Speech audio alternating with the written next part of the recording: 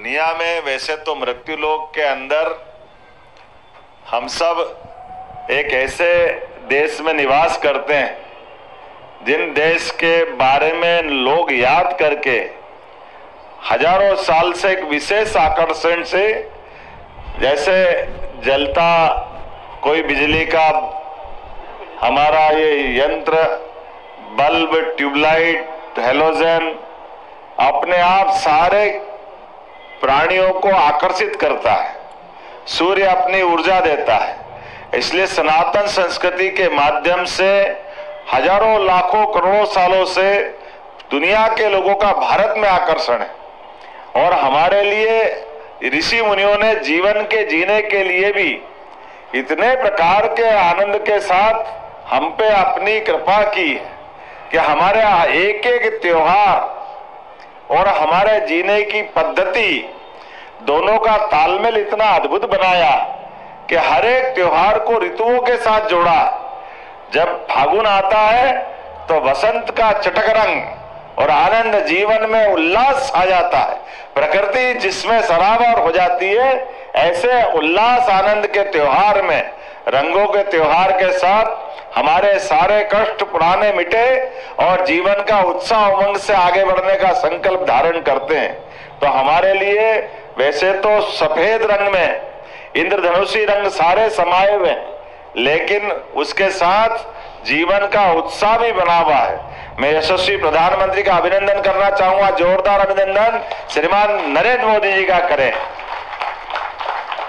जिनके माध्यम से, स्मार्ट सिटी के माध्यम से हमारे लिए पूरे देश में पहले चरण में 20 सिटी, बाद में और 4 जोड़ी, तो 7 सिटी को पूरे देश में, मध्य प्रदेश के अंदर विशेष अनुदान दिया।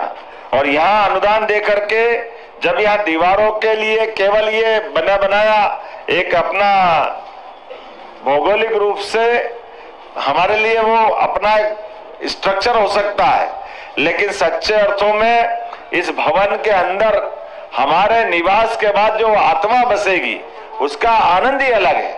और मुझे इस बात की प्रसन्नता है, हम देश के, दुनिया के सबसे बड़े लोकतांत्रिक देश के अंदर एक ऐसे व्यक्ति के राज में हमारा गणतंत्र मुस्कुरा रहा है, जिनके माध्यम से लगभग 145 करोड़ से ज्यादा देशवासियों के सबके अपने मकान हैं, लेकिन इस देश के अंदर सबसे बड़े पद पे बैठ रहे व्यक्ति का अपना खुद का आशियाना नहीं है। हमें इस बात का गर्व है, जो दूसरे के लिए जी रहा है उसका नाम नरेंद्र मोदी, जिसने कल्पना कैसी की है।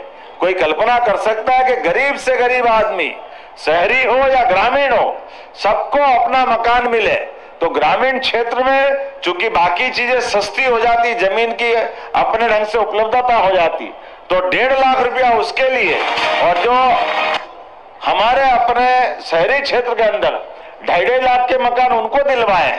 उससे आगे बढ़ो तो अलग अलग अपने अपने स्केल में, जैसे अभी इस बार 8 लाख तक का इनकम टैक्स के दायरे में अब 8 से 12 कर दिया, 12 लाख तक का छूट देने का प्रयास किया है। और इनको भी अलग अलग प्रकार से स्वयं के आवास ले ले तो उसमें भी अलग अलग टैक्स की छूट दी है, और उसको किसी भी प्रकार से ब्याज की मदद करते हुए सबका अपना मकान बने। ऐसे में जब हमारे अपने भोपाल में भी मैं अगर संख्या देख रहा था कि अगर पुराने वो मकान यद्यपि वो फैले फैले थे, लेकिन बने कब थे? 1956 में मध्य प्रदेश बना है, उसके बाद 2-4 साल आगे पीछे बने होंगे। मकान कब तक चलते पता नहीं, लेकिन 1800 मकान हटा करके लगभग 3315 मकान मिलेंगे। जोरदार अभिनंदन करें, ये बड़ा संकल्प पूरा हो रहा है। ऐसे में जब आज यहाँ हम कुछ मकानों को देने के लिए नैमित्तिक रूप से 5 लोग यहाँ आए हैं, लेकिन मुझे बताया गया जी टाइप के 364 आवासों का लोकार्पण हो रहा है। जोरदार अभिनंदन सबके लिए, जिनको मिला उनका आनंद है, उनको बधाई। और सही अर्थ में तो मैं भी जब आ रहा था ऐसा कर रहे थे कि इतना बड़े बड़े मकान, लाख मेरा भी श्यामला हिल साहब ने बहुत अच्छा बनाया, लेकिन इतना अच्छा न्यू मार्केट के पास का, इसकी लोकेशन इतनी अच्छी कि कई बार आपसे भी लगे कि वाह, मकान हो तो यहाँ होना चाहिए, फालतू का क्या चक्कर में पड़े।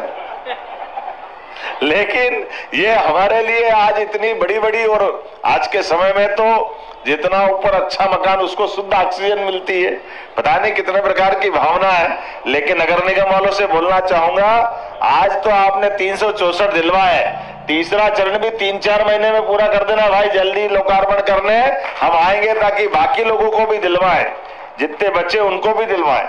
आज इसके लिए भी 116 करोड़ 26 लाख की लागत से स्मार्ट सिटी के माध्यम से ये भवन बनाए गए। मैं अपनी ओर से बधाई देना चाहूंगा। मुझे बताया गया कि अब जो बनेंगे थोड़े एफ टाइप के 336 मकान है ना, तो उनको भी ठीक ठाक बना। संजय जी जल्दी से जल्दी दिलवा दोगे ना, पक्का? अब जो बोलो जरा सही बोलना, ध्यान रखना, अगली बार पकड़ लूंगा मैं। अभी तो हमारे भोपाल को लेकर के, प्रदेश को लेकर के हमारी सरकार लगातार बहुत सारे प्रकार के प्रयास कर रही है। अभी अपने यहाँ ध्यान में आया कि ग्लोबल इन्वेस्टर समिट भोपाल में करने के पहले बहुत सारे अधिकारी घबरा रहे थे, भोपाल में कैसे होगी, कभी हुई नहीं, यहाँ व्यवस्था नहीं है। और देखो परमात्मा की लीला, जब हमने कहा जो भी होगा होगा भोपाल में ही, अरे 1956 में भोपाल राजधानी बना। हम अगर अपनी ग्लोबल इन्वेस्टर समिट नहीं करेंगे तो कहाँ करेंगे? आज के जमाने में तो बहुत सारे प्रकार से प्रबंध हो सकते हैं, तो हमने कहा जो भी होगा यही होगा, जैसे रुकवाना पड़े रुकवाएंगे, भले टेंट सिटी बनाना पड़े तो बनाएंगे, लेकिन करवाएंगे भोपाल में। ये निर्णय भोपाल का हुआ। और हमारा भाग्य देखो, अपने उद्योगपति तो ठहराने की बात अपनी जगह है ही, प्रधानमंत्री खुद अपनी रात गुजारने के लिए भोपाल में आ गए। ये है वर्तमान के दौर का हमारा अपना भोपाल का प्रेम। ये भोपाल की जो आत्मीयता है वाकई अद्भुत है। मैं आज के इस अवसर पर यहाँ जब बात कर रहा हूँ तो कई प्रकार से और भी बहुत सारी बातों करने का समय है, लेकिन अभी हमने अपना थोड़े दिन पहले बजट आपके सबके सामने आया। अभी तक का सबसे बड़ा बजट, सभी प्रकार के विकास के कामों को जोड़ करके, लेकिन उसमें खास बात इंदौर और भोपाल के लिए भी है। भोपाल में आने वाले समय में, जैसे भगवान दास सबनानी जी ने बताया, मेट्रोपॉलिटन शहर के नाते से हमारा सीहोर, रायसेन, विदिशा, नर्मदापुरम, खुद भोपाल, 5 जिलों को मिलाकर के ये मेट्रोपॉलिटन की कल्पना की गई है। भविष्य में 25 साल बाद भोपाल का जो स्वरूप बनेगा, उसके लिए आने जाने के मार्ग, सीवर लाइन, पीने के पानी की लाइन, इलेक्ट्रिक लाइन, सारी जो मूलभूत सुविधाएं, पूरा विकास करके, अभी हम देखते हैं बड़ा अटपटा लगता है। मैं रामेश्वर जी के क्षेत्र में जाता हूँ, रामेश्वर जी जरा धाकड़ विधायक है, इन्होंने कहा भाई जोड़ छोड़े करना तोड़ पाओ तो कोई दिक्कत नहीं है, क्योंकि जनता की जरूरत है और ये तो हिम्मत से होती है। लेकिन बार बार कब तक करेंगे? किसी का भी मकान टूटे, होटला टूटे, तकलीफ तो होती है, इसलिए पहले से ही प्रबंधन होना चाहिए। ये व्यवस्थाओं को पहले से जोड़ के चल रहा है, क्योंकि आखिरकार हमारी अपनी राजधानी है। और मुझे तो इस बात की और प्रसन्नता है, पूरे देश के अंदर सबसे स्वच्छ और सुंदर राजधानी अगर कोई है तो भोपाल है। हमें इस बात का गर्व है, मैं आपको बधाई देना चाहूंगा।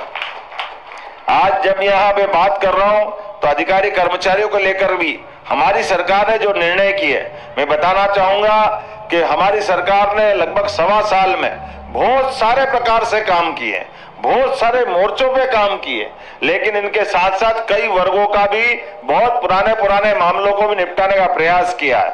हमने कई प्रकार की भर्तियां खोली है। लगभग मान के चले, हमने संकल्प लिया है कि 5 साल के अंदर 2.5 लाख पदों पे हमारी सरकार के द्वारा विभिन्न नियुक्तियां की जाएगी और बहुत सारी विसंगतियां भी दूर कर रहे हैं। आपको ध्यान में होगा 15 मार्च 2024 को हमने 4% का महंगाई भत्ता बढ़ाने का निर्णय किया था। जब ताली वाली बजा के बताओ, नहीं तो वापस अगली बार सोचना पड़ेगा कि करना कि नहीं करना है। ये आप ही के द्वारा निर्णय किए गए, बहुत लंबे समय तक पेंडिंग थे। इसी प्रकार से अक्टूबर 2024 में हमने 4% महंगाई भत्ता और देने का निर्णय किया था। मुझे इस बात की प्रसन्नता है कि अब हमने इस बजट में जब सभी बातों को जोड़ा था तो हमारे अधिकारी कर्मचारियों को भी जोड़ा है। 7वें वेतनमान का गृह भाड़ा भत्ता और अन्य भत्ते पुनरीक्षित करते हुए 1 अप्रैल से सबका भुगतान करने का निर्णय हमने किया है।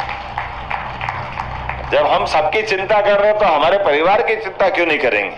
ये अधिकारी कर्मचारी तो हमारे ही हैं, इनके बारे में हमने अपने निर्णय लिए हैं। और भी अभी तो ये शुरुआत है, क्रमशः अधिकारी कर्मचारियों की पदोन्नति के मसले भी अटके पड़े हैं।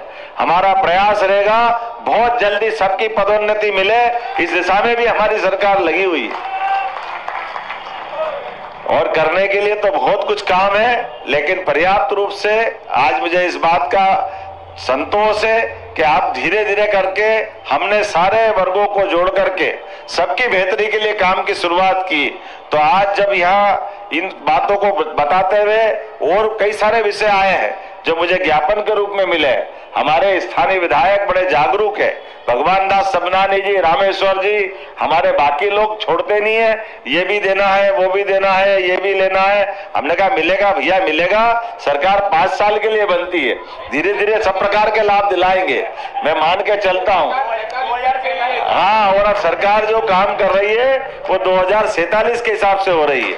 मुझे केवल एक आंकड़ा देके अपनी बात खत्म करूंगा कि जब 2002-03 तक हमारे यहाँ प्रति व्यक्ति आय मध्य प्रदेश में केवल 11,000 रुपया प्रति वर्ष थी, उसको बढ़ा करके अभी इस साल के बजट पे नीति आयोग ने रिपोर्ट दी है, इसके बलबूते पर मध्य प्रदेश में प्रति व्यक्ति आय 1,52,680 रुपया, ये अभी वर्तमान का आंकड़ा।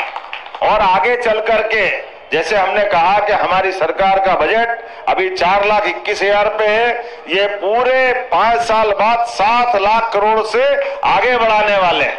और 2047 का टारगेट भी लिया, गरीब, महिला, युवा, किसान सभी वर्गों की बेहतरी करते हुए आने वाले समय में ये बजट 25 साल में 250 लाख करोड़ का होगा, 250 लाख करोड़ का। और प्रति व्यक्ति आय 22.5 लाख प्रति व्यक्ति करने वाले हैं, जो 1,52,000 है इसको बढ़ा करके 22.5 लाख पे पहुंचाने वाले हैं। उम्मीद कर रहे हैं आने वाले समय में विकास के इसी प्रकार के नए नए कीर्तिमान बनते रहेंगे। लेकिन आज तो पुनः मैं आप सबको बधाई देना चाहता हूं, होली के इस अवसर पर आप सबने गृह प्रवेश, खास करके बसंत ऋतु में प्रवेश किया है। परमात्मा करे आपकी सारी मनोकामना पूर्ण हो। और सच्चे अर्थों में हमारे यहाँ तो 30 मार्च से गुड़ी पड़वा आने वाली, हमारा नया साल भी विक्रम संवत से प्रारंभ होता है। तो ये नए साल के अवसर पर नया मकान की शुभकामना, और भविष्य में मिलने वालों को भी जल्दी से जल्दी मकान दिलाए, यही कामना करते हुए पुनः आपको बधाई देता हूँ। बहुत बहुत धन्यवाद।